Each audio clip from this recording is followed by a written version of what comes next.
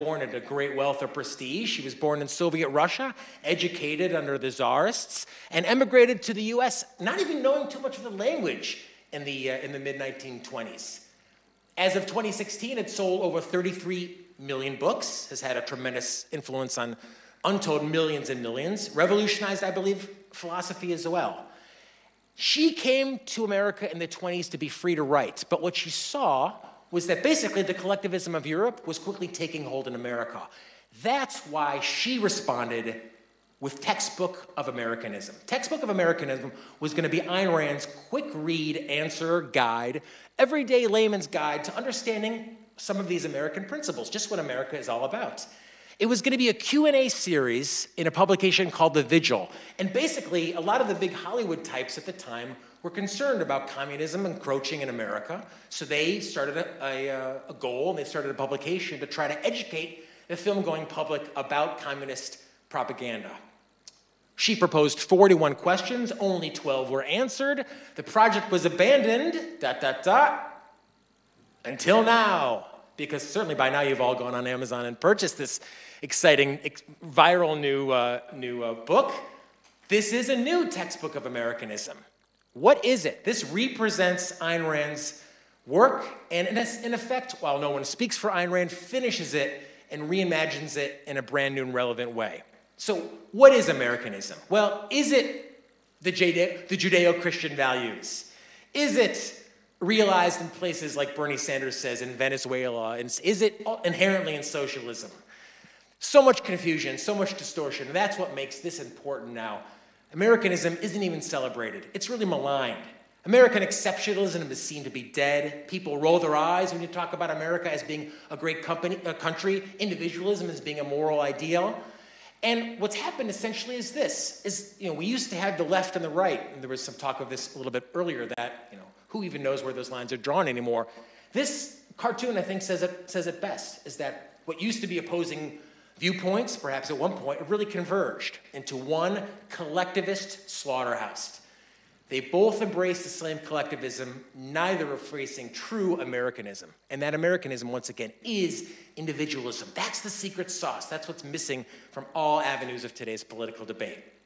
So that meaning of just what America's about and how important it is it's up for grabs even more now than I think it was in 1946. This book provides the answers. This is a short, accessible, important reads and short essays that really provide the answers. And I'm going to highlight just a few of the big important topics that are covered. Rand this is how she starts the book. Not with what should be the tax rate. In discussions of politics now, we always say, well, what do you think about guns? What do you think about abortion? We start with these specific policies. She doesn't start with that. She starts with this big, important, basic issue. What is the basic issue in the world today? And she says it very explicitly. The basic issue is between two principles, individualism and collectivism. Individualism holds that man exists by his own right, for his own sake, not for the sake of the group. Collectivism says man has no rights. His work, his body, he's chum for the fodder of the group. Some examples of collectivism, these come to mind. America still is, I believe, the best example of individualism, the greatest hope of individualism, and these ideas represent the greatest hope for any country that is brave enough to adopt them. Properly understood, individualism is America's idea. Society can basically do what it wants. Whatever we get the votes for, anything goes. If you want one example of individualism, the United States, the Declaration of Independence, plenty of examples throughout history of collectivism in action. Rand talks about two at the time in 1946, Soviet Russia and Nazi Germany. The basic principle, individualism. Rights belong to man as an individual. They're not group rights, trans rights, gay rights, female rights are about individuals, nothing more. These rights are granted to every man equally, and they are man's protection against other man. These are the basic principles of America. Rand actually doesn't even give the collectivists she says, don't even consider them sincere but deluded idealists. And I agree with her, because at least in the States, that's why socialism is gaining so much popularity. Socialism in the States is really seen as right. In a wonderful world, it would be socialist. But instead, we have these evil guys like who make all this money. equally importantly, from government itself, leaving you free to pursue your own life, liberty, and happiness. So someone asked me before, a bit about the genesis of the project. Back in 1946, Rand answered 12 of the questions, 12 of the 41 questions that she proposed, and we have answered the following. Questions like, can you do good by force? And you can't. As we said before, happiness is about pursuing your own values, your own rational values. You can't fake self-esteem. Being given a value is oftentimes actually a detriment to you. It's why the welfare state was certainly not included in any version of America as we know it, and is profoundly anti-Americanism and bad for those who receive it. I have a section in the book about property rights. We hear so much now. Chloe actually, I think, mentioned it. She's talking about the estate tax, the death tax, the wealth tax. This is gaining great traction in the States now. We need a wealth tax on the very rich. Something's wrong here. Jeff Bezos, Bill Gates, we need something to make it a little more equal. Maybe we should just make billionaires illegal. This is an idea, a European idea that's gaining great ground in America now because there's no defense of individualists. Yeah, you know what? Bill Gates made that money. He earned it. Thank God he earned it. My life has been improved dramatically because of it. The founders identified property as an inalienable right. It's a requirement of your life. If you work for money, but you don't get to keep the money, you're really a slave. Rand makes this point. Just as a man can't exist without his body, no rights can exist without the right to translate one ideas into reality, to work, and then to keep the result of that. That's the right to property. Andrew Bernstein, one of our speakers, has a terrific essay, and I just want to quote a little bit, a tease. Are dictatorships efficient? Andy, never at a loss for words, said yes, they are very efficient at mass murder, and makes that point about the fundamental differences between freedom and dictatorship. Needless to say, I would go almost anywhere in the world to promote this book, but you would be hard-pressed to get me into places that have kingdoms like this. I know we're in a kingdom now, but kingdoms like this in the Islamic world, not going to happen for me. How are fortunes made in a capitalist system? Thank God they are made. They're made by rational, creative minds, men and women like these, who make great fortunes in America. As I said, only in America, where this type of freedom is permitted, can that type of fortune be made. Someone often, when I bring up Americanism, will say something to the effect of racism. Isn't there a lot of racism in America? Well, if you really understand Americanism, if you really understand individualism, you'll know that racial prejudice is completely un-American. Yes, the founding documents had some contradictions about race, but think back to where you were in 1776, where blacks, in effect, had been seen up until that point in the history of mankind. The Declaration changed all that. It upheld individual rights, and a bloody civil war ensured slavery was ended and capitalism was furthered. And America, thankfully, had a big part in eradicating slavery from the world. It's irrational. It's immoral, blatantly so. Rand called it the lowest form, most crudely primitive form of collectivism. So racial discrimination, racism, what could be more un-American? I want to touch briefly on nationalism. It's a big topic now. Yaron Brook talks about it. Rand saw the essence of America as contained in the ideas. So this idea now that I'm for America first, no matter what. Britain first, no matter what. You're for a country because of its ideas. To be for a country because it's where you were born, it's to be blind to ideas, and it's to be really lemming in the worst sense. But, we have a president who claims, very proudly that he is a nationalist. I think he is doing great harm to the country, actually, in promoting these types of ideas. And we can talk about that in the Q&A as well. Nationalism is a form of collectivism. And I'll see if I tried to make the point on that a couple months ago on Fox.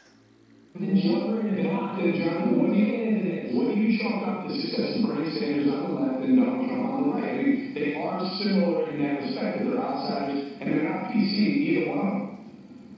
I would attribute Eric honestly to an authoritarian streak of journalism with a lot of American voters. Okay, so define that, because I think there is a certain amount of that. They want to be told how to think, how to feel, and how to vote.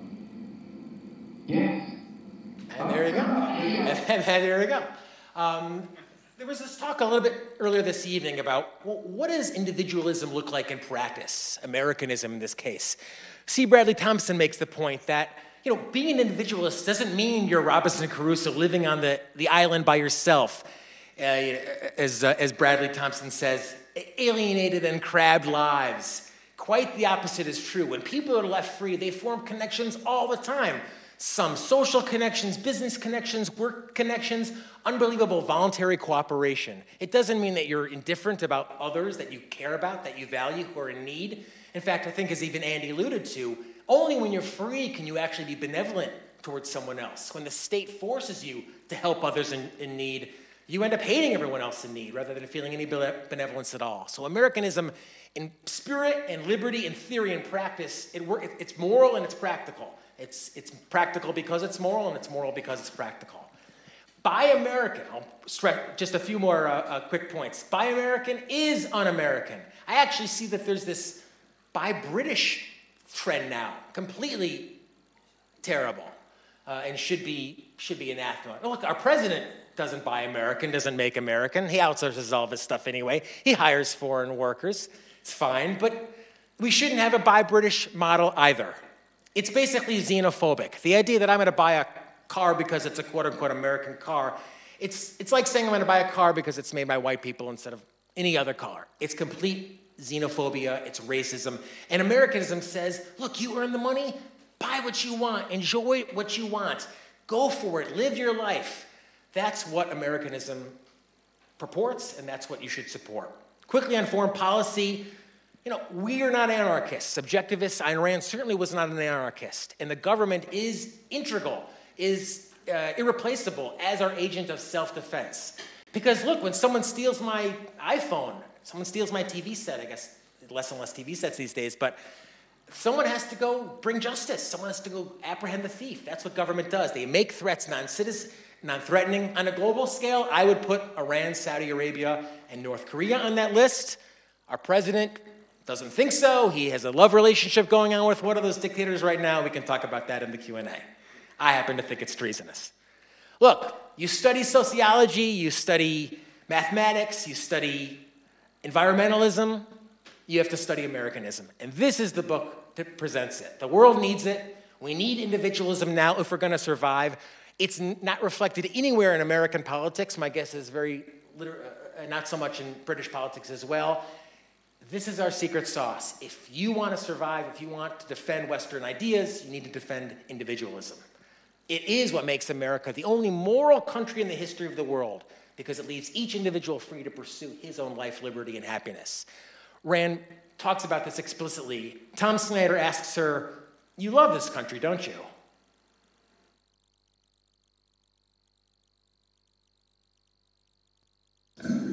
Passion. Very, very much. And conscious. I love it for 5 years. And I've seen enough of the other side, so I can appreciate this country. You might even get emotional about this country. Oh, yes. Well, you want me to get emotional? Might even thank God for it. Yeah. I may not literally mean it God, but I like what that expression means. Thank God for God bless you. It means the highest possible to me, and I would certainly thank God for this country. And so would I. And I'd also thank you and our sponsors and Razi and my fellow contributors to the book, many of them who are listed here. And thank you for being here. This has been a great pleasure to be in England and to be with this group tonight. So I'm happy to take your Q&A, and thank you once again.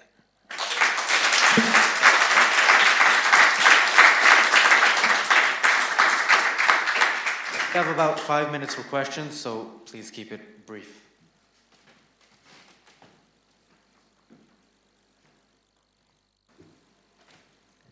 How close do you think you are to achieving Americanism? I think we're a tremendously far. The young lady asks, I want to just give you a little something for your time, actually, for being here. You are so kind. Just don't spend it all at once. It's currency. It's Venezuelan currency, but it is currency. How close are we to achieving Americanism? I think unfortunately, we're heading in the wrong direction. It was alluded to, I'll make it really brief, alluded to why I think more than anything, because of the the predominance of altruism in the world. You know, being out for yourself, we talked about life, labor, and pursuit of happiness. Being out for yourself is not cool these days, especially among young people. I talk to a lot of young people, and their first instinct is to say, I want to dig latrines, help those in need, start a school somewhere, you know, not go out and pursue their own interests, not make money, not pursue their dreams. So I think to get Americanism, we need individualism, and to need individualism, we really need what Andy alluded to, which is that rational selfishness, that feeling of, my God, life is so short, so precious, I'm going to make every moment of it count for me. So we've got a lot of ways to go. Thank you. Hi, thank you very much for your talk. You said earlier on at the beginning of defining Americanism that it is essentially about individualism, and you kind of put to one side other ideas such as Judeo-Christian values.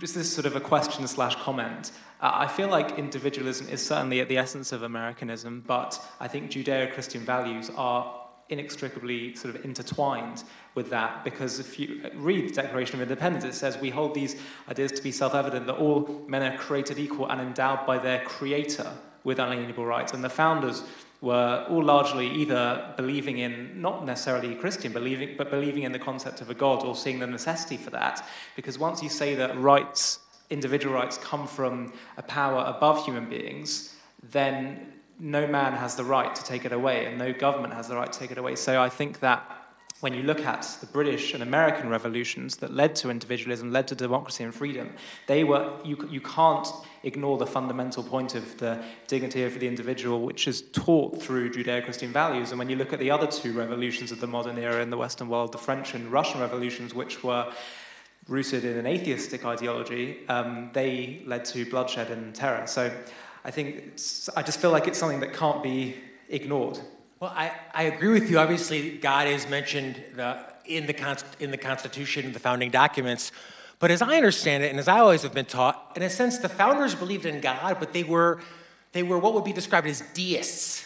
So they acknowledged and believed in God, right? But there was this sense that, well, he doesn't interfere. He, of course, doesn't interfere with us here at home, here on earth. There is a God existed, he created the world, but we're in charge here on earth, that he doesn't intervene and intervene in our lives. So I often hear that God is mentioned in the founding documents and Judeo-Christian values. What's so frustrating is that that's then used for everything from outlawing abortion to mandating, the welfare state. Well, it's with Judeo-Christian values. We help those in need. So I think it's understanding, yes, they acknowledged, I believe, a creator and God, although I don't believe in a creator and a God, but they acknowledged a creator and a God, but understand the very low importance of its significance to us here on earth. Great comment. Thank you. And we can take one more very brief question.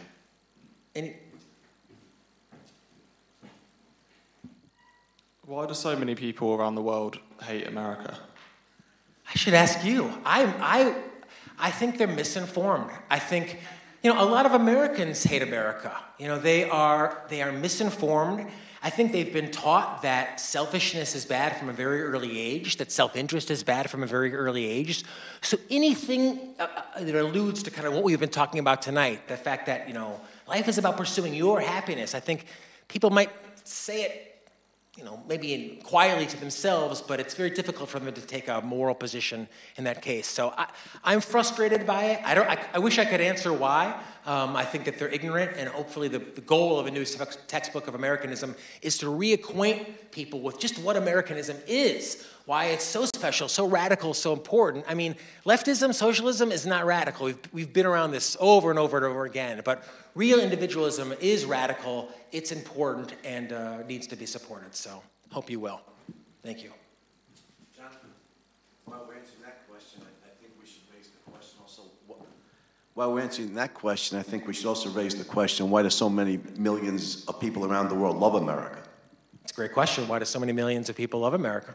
It's good. Want to go there? Yeah. Thank you all. Have a great night.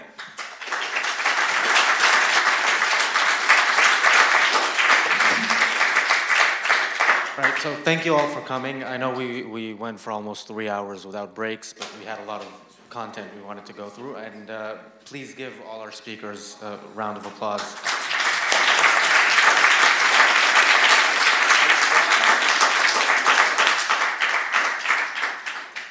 And we do have some books and magazines for sale on your way out. We do have to be out of here by 9, so you have to decide quickly. And follow us on social media, Ayn Rand Center.